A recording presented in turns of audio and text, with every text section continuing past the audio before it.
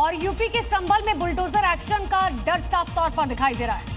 गांव में अवैध कब्जा हटाने के लिए पहुंची पुलिस से पहले ही लोग खुद अवैध घरों को तोड़ना शुरू कर चुके थे।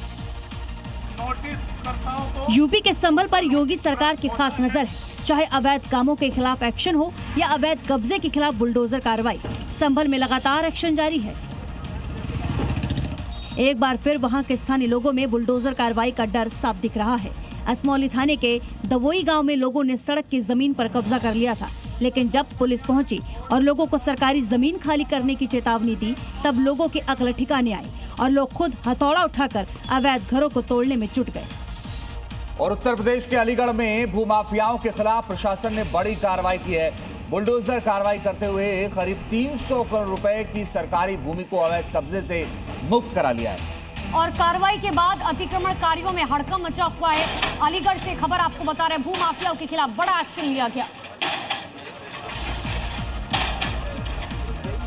यूपी के अलीगढ़ में भूमाफियाओं के खिलाफ प्रशासन ने बड़ी कार्रवाई की है और बुलडोजर कार्रवाई करते हुए करीब 300 करोड़ रुपए से ज्यादा मूल्य की सरकारी भूमि को अवैध कब्जे से मुक्त करा लिया। कार्रवाई के बाद अतिक्रमणकारियों में हड़कंप मचा हुआ है। प्राधिकरण को लंबे समय से अतिक्रमण की शिकायत मिल रही थी, जिसके बाद ये बुलडोजर कार्रवाई की गई। कार्रवाई के दौरान प्रशासन ने करीब 8 हेक्टेयर जमीन को कब्जा मुक्त करा लिया है। इस दौरान बुलडोजर की मदद से अवैध सड़कें, बाउंड्री वॉल, गेट, निर्माणाधीन मकान को ध्वस्त कर दिया गया है। उधर पश्चिम बंगाल में अवैध कब्जों और निर्माण के खिलाफ प्रशासन का अभियान लगातार जारी है। हावड़ा में अवैध ढांचों पर बुलडोजर चलाया गया तो सिलीगुड़ी में भी अवैध निर्माण को धराशायी करने की कार्रवाई की गई। यानी शुभेंदु राज में अवैध मिट्टी में ये जो अवैध मामला है वो मिट्टी में मिलकर रहेगा। बुलडोजर, भारी पुलिस बल और अवैध कब्जों पर प्रशासन का एक्शन। पश्चिम बंगाल में 2 अलग अलग शहरों में अवैध निर्माण के खिलाफ बड़ी कार्रवाई की गई। देखिए, हावड़ा के टिकियापाड़ा इलाके में फाशीतला क्रॉसिंग से जामा मस्जिद तक बेदखली अभियान चलाया गया। एक साथ 4 बुलडोजर ने अवैध कब्जों को धराशायी किया। इलाके में भारी पुलिस बल तैनात रहा ताकि कानून व्यवस्था बनी रही। उधर सिलीगुड़ी में भी नगर निगम ने एक होटल के सामने नाले के ऊपर बने अवैध निर्माण को मिट्टी में मिला दिया। नगर निगम के मुताबिक नोटिस दिए जाने के बावजूद निर्माण नहीं हटाया गया तो शुभेंदु ने बुलडोजर भेज दिया। और अब बड़ी खबर आपको बताते हैं, भीषण सड़क हादसे में यूपी के 2 लोगों की मौत हो गई है। बेंगलुरु से कन्नूर आ रही कार पेड़ से टकरा गई और जिसके बाद इस हादसे में 4 लोगों की मौत हो गई है। मृतकों में 2 लोग केरल के रहने वाले हैं। हादसे में घायल एक शख्स की हालत गंभीर है, इलाज के लिए अस्पताल में भर्ती कराया गया। लेकिन तस्वीरें आप देख सकते हैं और तस्वीर देखकर समझ सकते हैं कि आखिर हादसा कितना ज्यादा भयंकर रहा होगा।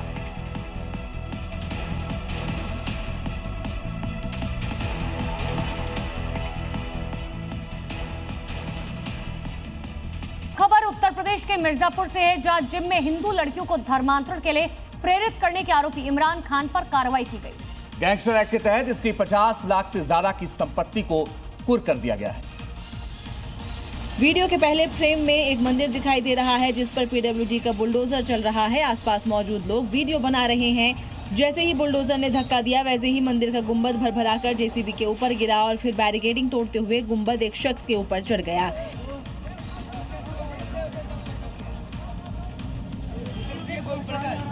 इस हादसे के बाद मौके पर मौजूद लोग गुंबद के नीचे दबे शख्स को बचाने के लिए दौड़ते हैं, तब जाकर युवक की जान बचाई जा सकी। उसके बाद घायल व्यक्ति को अस्पताल में भर्ती कराया गया।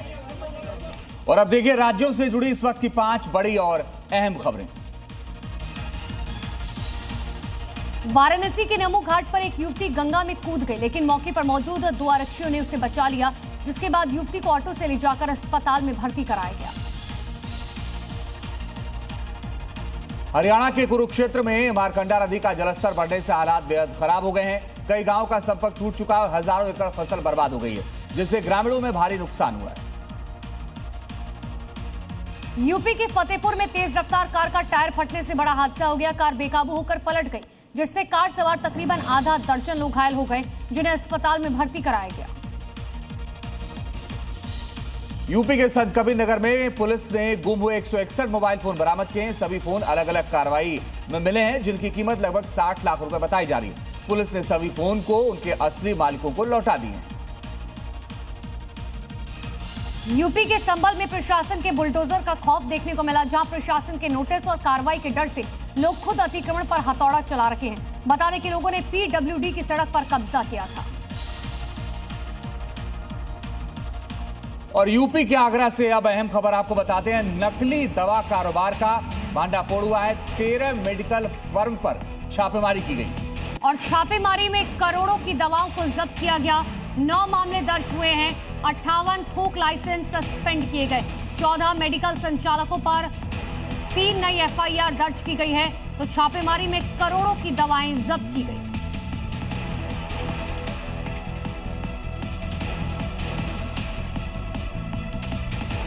जीवन रक्षक दवाएं नहीं बल्कि मौत का सामान बिक रहा है। कार्टूनों में बंद नकली दवाओं के इस काले कारोबार का पर्दाफाश हो चुका है। एफएसडीए की टीम ने आगरा की 13 बड़ी फर्मों पर एक साथ धावा बोला और सरकारी दवाओं की कालाबाजारी और रीलेबलिंग के इस बड़े सिंडिकेट को पूरी तरह से ध्वस्त कर दिया।